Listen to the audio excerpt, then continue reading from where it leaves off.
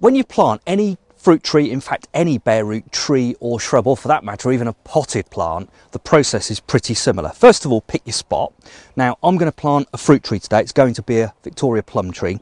So I've picked a space, there's plenty of area around it.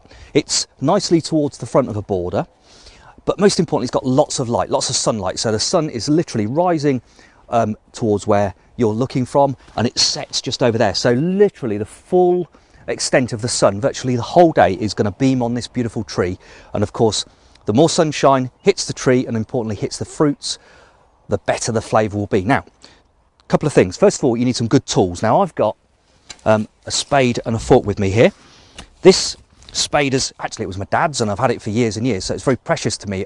And the one thing I always say to people is, whenever you buy a garden tool, whether it's a fork, a spade, a trowel or a pair of secateurs, make sure you buy good ones, because they can literally last a lifetime and beyond.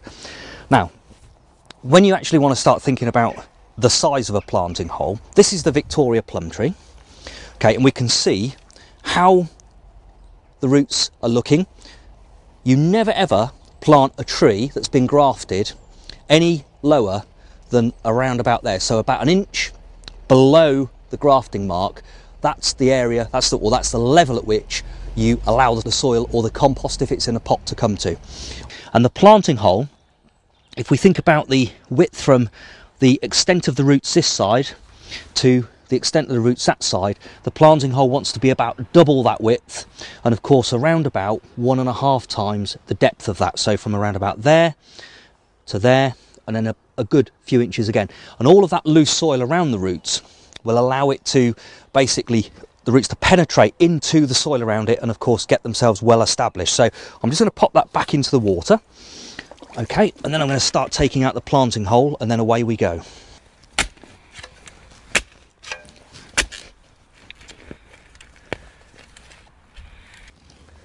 Okay, so we're not quite there yet, but you can see the planting hole is plenty wide enough now.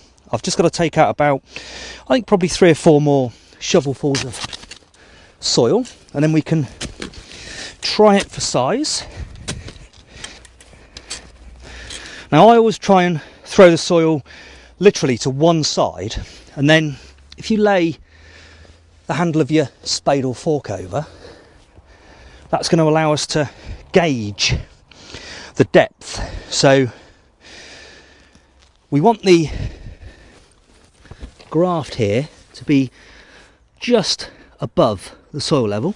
So that looks about right, although there's 2 things I'm going to do. Pop that back in the water.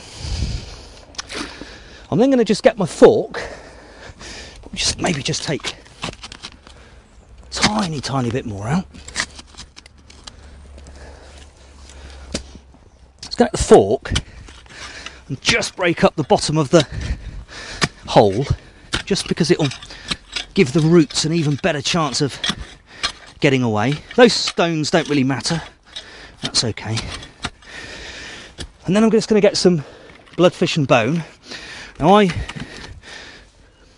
think this is a great product, and whenever you plant a tree or shrub, it's a great idea to stick a couple of handfuls of that in, and even just sprinkle a bit on the soil that you're going to throw back in the hole, and then of course it will get all the way round the root system. So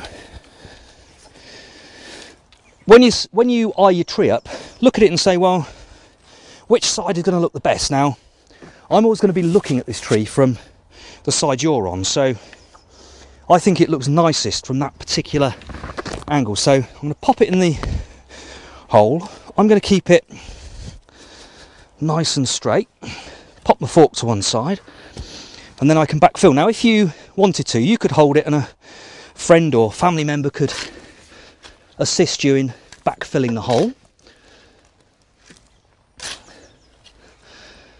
And then a little trick, which one of the lecturers at my horticultural college taught me, when you get a tree at that sort of stage, so it's kind of supporting itself now, just give it a little shake like that, and it just assists the roots in getting plenty of soil around them.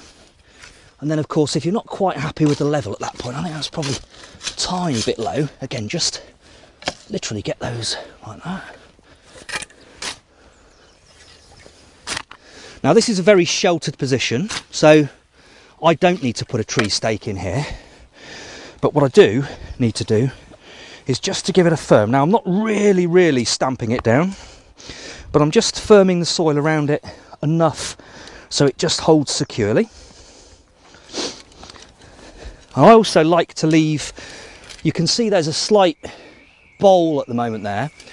There's a bit of a drop, so whenever I water this tree, if I can maintain this little sort of opening here, the water will sit in there and of course end up literally on the right area of the roots for me. I always like to leave wherever I've planted nice and tidy, so I'm quite happy with that. I'm just going to give it a final firm, and then the water that it's been soaking in,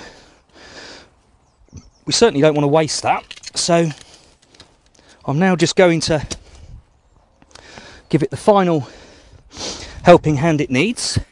So there's a good couple of gallons of water in here. The actual tree's been soaking in this for a couple of hours, so it's perfectly good to use. Literally just pour that just where you've planted, and you can see, because I've left that bowl, that sort of opening there in the soil, that's going to allow the water to penetrate perfectly to where it needs to go. And of course, as I said, the gap here between the top of the soil and the grafting union, nicely above the soil, so that couldn't be better. Once that's soaked in, just give it a bit more.